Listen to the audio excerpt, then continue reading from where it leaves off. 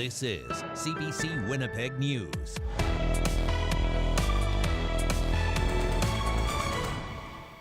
Good evening. Thanks for joining us. We're learning more tonight about the people killed in a fire on Christmas Day. 4 others were sent to hospital and dozens were displaced from their homes. A 26-year-old man now faces murder charges in that fire. And as Joanne Roberts reports, court records show the man accused has a history of starting fires. Fire raged in these apartments on Christmas morning. Of the 6 people who were taken to hospital, 2 people died. Today, police revealed their identities.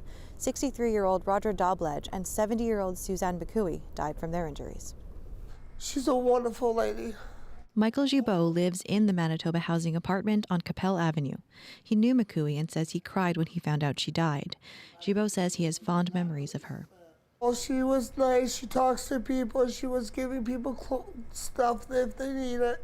26-year-old Ethan Powderhorn is now charged with 2 counts of second-degree murder and 4 counts of arson with disregard for human life for the fire on Christmas Day. Powderhorn was convicted of arson with disregard for human life in 2021.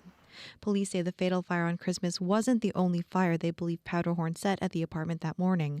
Fire crews were there just after midnight and put out a small fire with a bucket of water. When they returned 4 hours later, the building was in flames. Police also say they believe Powderhorn lit a nearby garbage bin on fire 2 weeks earlier. People who live in the building are now questioning their safety. Is there going to be more security on the property? Is there going to be more safety for the tenants? Gibault says he and others will likely be able to return to the apartment later this week, but he doesn't know if the home he'll be returning to will feel safe again. We should feel like, okay, this is our home. Okay, this is our safe zone. Gibault says he wants to meet with Manitoba Housing to speak about the future safety of the building. Joanne Roberts, CBC News, Winnipeg. Meantime, a fire at an apartment building this morning in the West End sent a person to hospital in critical condition. Crews were called to a 3-story building at the corner of Sargent and Beverly just after 9 o'clock this morning. Firefighters searched that building and helped some of the residents get out. The cause of that fire is under investigation. Meantime, a fire in a vacant home near the West Perimeter tonight is believed to have been an accident. Firefighters are called to Roblin Boulevard near Charleswood Road around 7 p.m. The home is under construction and it's believed a temporary heater is to blame. No one was hurt. The owners of buildings in Winnipeg that sit vacant could soon be on the hook if their properties go up in flames. A motion on the agenda of the Property Committee next week would pass the costs of sending a crew to fight a fire in a vacant building onto the owner of that building. Charges would cover the expense of a district fire chief as well as any emergency equipment. Committee Chair Sherry Rowland says some exceptions would be made, for example, if the fire started on a neighboring property or was caused by a natural disaster. But if it is just, almost demolition by neglect and there's fires, well, there's going to be a $12,000 to $14,000 charge on that. Why? Because Winnipeggers want property owners to do the right thing. $12,000 to $14,000, that's a big hit.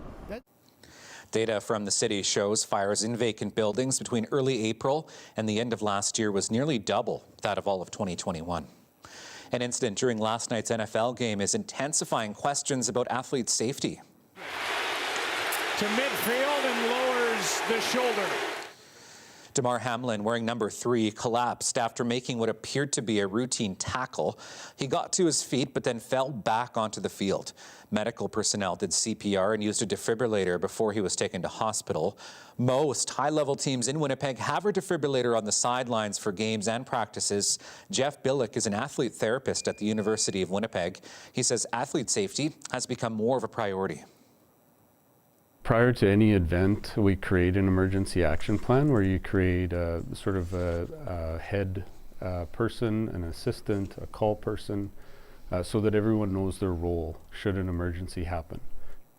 Billick believes athletic therapists on the professional level are very prepared to handle the similar situation as to what happened to Hamlin. He says it shows the importance of every sports team having an emergency action plan. Another Manitoba Conservative cabinet minister says he won't seek re-election. Indigenous Reconciliation and Northern Affairs Minister Alan Lachimodiere will not run again.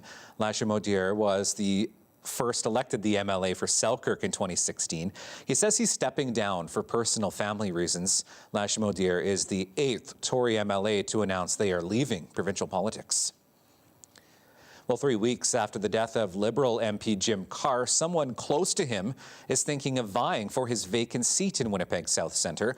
And as CBC's Bartley Kivas reports, it could be the start of another family dynasty in Manitoba politics. After serving 6 years as an MP in Justin Trudeau's Liberal government, Jim Carr died in December at the age of 71. His son Ben Carr spoke about his dad at a memorial service at the Centennial Concert Hall. He never missed the opportunity to turn something into a learning moment.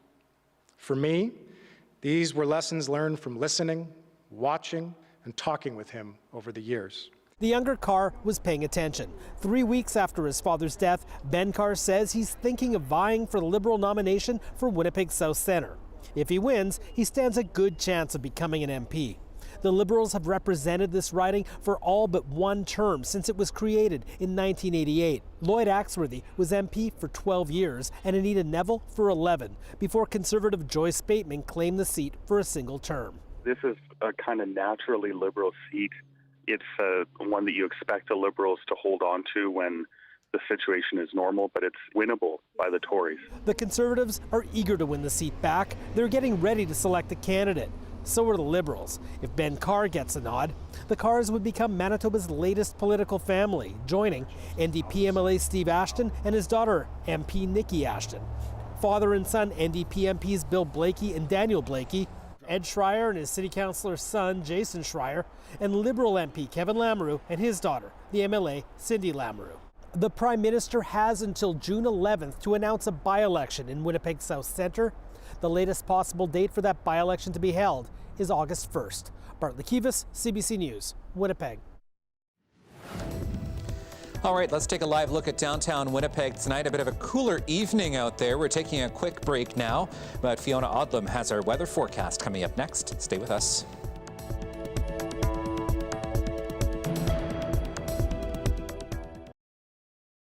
This weather update is brought to you by Capital Ford Lincoln. 22 model clear out is on now. Welcome back. We have a really mild evening here in Manitoba. We're seeing a really light wind. We're looking for some cloud cover throughout the evening, but most of all throughout the evening tonight, we're going to be watching for fog, and that is going to be an issue into tomorrow morning. But by the afternoon, we have a ridge of high pressure that comes in, clears it out, and gives us some great sunshine. But then as we move into Wednesday night into Thursday, that cloud moves in again, and so does that fog. It's all because of the warm air that we're experiencing. So what we've had today and yesterday, it's going to be a real rinse and repeat all week long. So we're going to look for about -10 here at midnight under a partly cloudy sky. That fog's going to really get going. -12 in the first thing in the morning around 7, 8 o'clock with a partly cloudy sky. Looking for lots of sunshine by the afternoon and -10 degrees. So that's going to be a really nice day, a light wind. So it's going to be a perfect day to be getting out and doing some winter activities. You're going to see here that the temperature is very consistent. We don't see a lot of fluctuation over the next 7 days. Riley, the only thing that we see popping up as abnormal is a little breezy on Sunday. I'll take it. As will I. Thank you, Fiona. That is your late news for this Tuesday. Thank you so much for being with us tonight. We'll see you again tomorrow. Have a wonderful evening.